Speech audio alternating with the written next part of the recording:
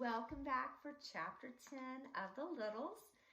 In chapter 9, we found that Lucy saved the day. She saved her dad, who was getting attacked by a cat, and Uncle Pete and Tom were hiding because of the cat. The cat had them cornered. So she saved the day. Do you remember how she did it? That's right. She stabbed the cat's tail enough to just hurt him so that he would leave. We are now ready for chapter 10. We only have 2 more chapters, friends. Mrs. Little and Granny Little were still in the living room when the other Littles hurried in. "Lucy," said Mrs. Little, "I thought you were in your room. What happened, Will? Why is Lucy with you?" Mr. Little told his wife what had happened. "Lucky for us, Lucy decided to follow me when she did," he said. "I still can't believe it. She attacked that huge cat." He shook his head. "It's amazing," said Uncle Pete. "Absolutely amazing." "We were pinned under the logs, Mother," said Tom. "I never got a chance to shoot my bow and arrows." "What are we going to do about that cat?" said Uncle Pete. "Never thought they'd get a cat to chase the mice." "We're safe inside the walls at least," said Mr. Little. "That monster won't be able to get us here." "There's a problem of getting supplies," said Uncle Pete. "We'll have to leave the walls for that." "I think I know how we can get rid of the cat," said Mr. Little. "How?" said all the Littles. "By getting it in trouble," said Mr. Little. "We can pull down the curtains for one thing. The Newcombs will blame it on the cat. We can keep spilling its milk.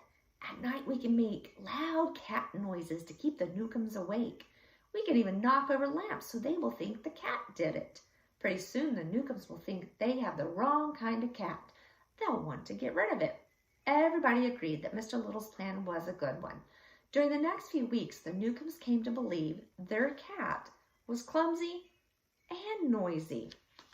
Do you remember in the last chapter that they couldn't find the mouse traps? When Mr. Little was out looking, he's like, "There are no mouse traps. Where are the mouse traps?" So now we know. Why weren't there any mouse traps out? That's right, because the Newcombs decided to get a cat. Cats love to chase mice. One day, the cat seemed to knock over a lamp. Another time, the Newcombs were awake half the night, listening to it meowing.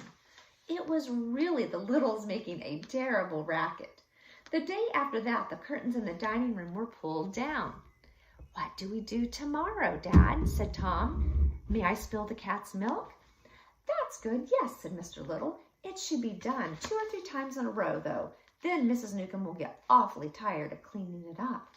"There's only one thing wrong with this plan, Will," said Mrs. Little. "I don't know why you say that," said Mr. Little. "Everything has worked perfectly so far. What's wrong with the plan?" "The cat is still in the house," said Mrs. Little. "Don't worry," said Mr. Little. "It won't be here long." "Mrs. Newcomb must be mad as a wet hen by now," said Uncle Pete. The next day, Tom had a close call. Just as he was lifting the cat's milk dish to spill it for the 3rd time, the cat showed up. The huge animal came bounding toward Tom. At the last moment, Tom upset the milk dish under the cat's nose. That stopped the cat long enough for Tom to get away.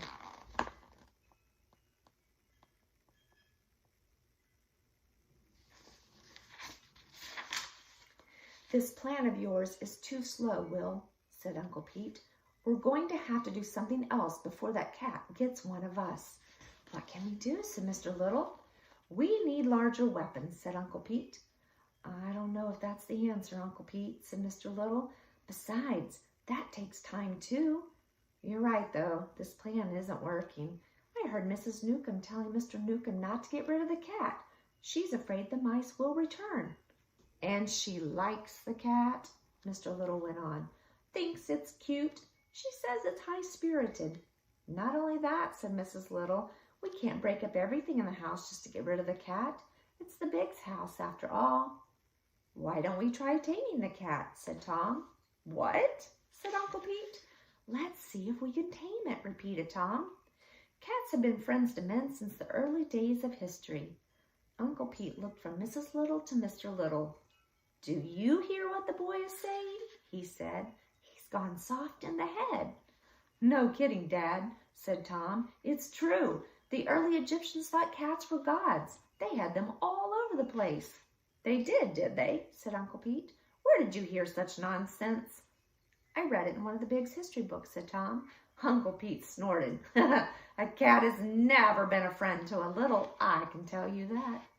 "Maybe that's because none of them ever tried to tame a cat," said Tom.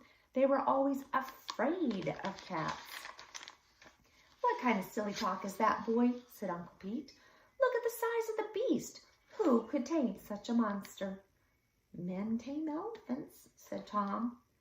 "Tom has an interesting idea," said Mr. Little. "Perhaps we're worried too much about the size of the cat.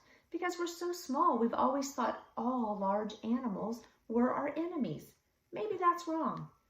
"I don't like the way this talk is going," said Uncle Pete. "It's against everything we littles believe.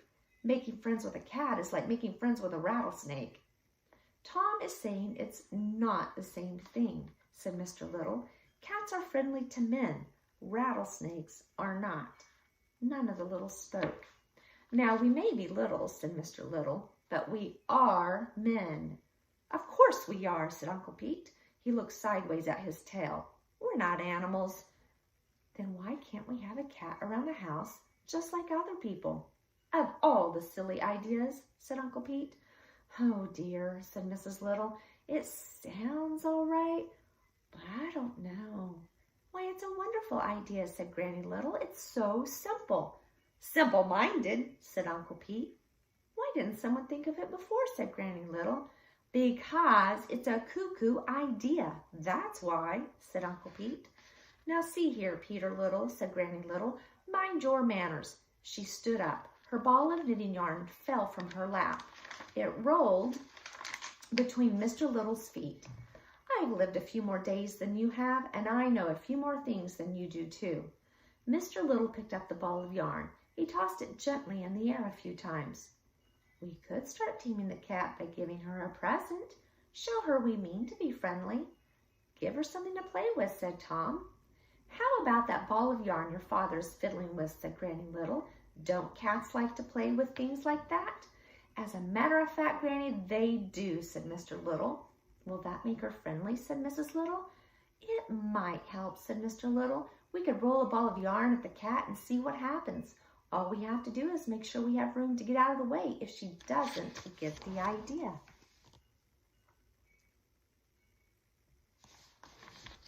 "I'm against it," said Uncle Pete. "Too dangerous. Cats are cats. You can't change them." "There's a large ball of yarn in Mrs. Big's sewing basket," said Lucy. "I lifted it once. It's lighter than anything."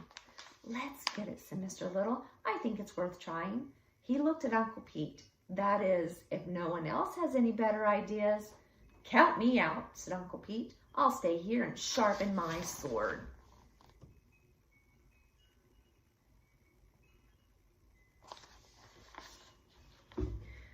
So what do you think? Will Tom's plan work for this big problem that they have? Do you think taming the cat will be a good thing? Stay tuned for chapter 11, our very last chapter, and we will find out if the plan works and what happens as a result. See you next time.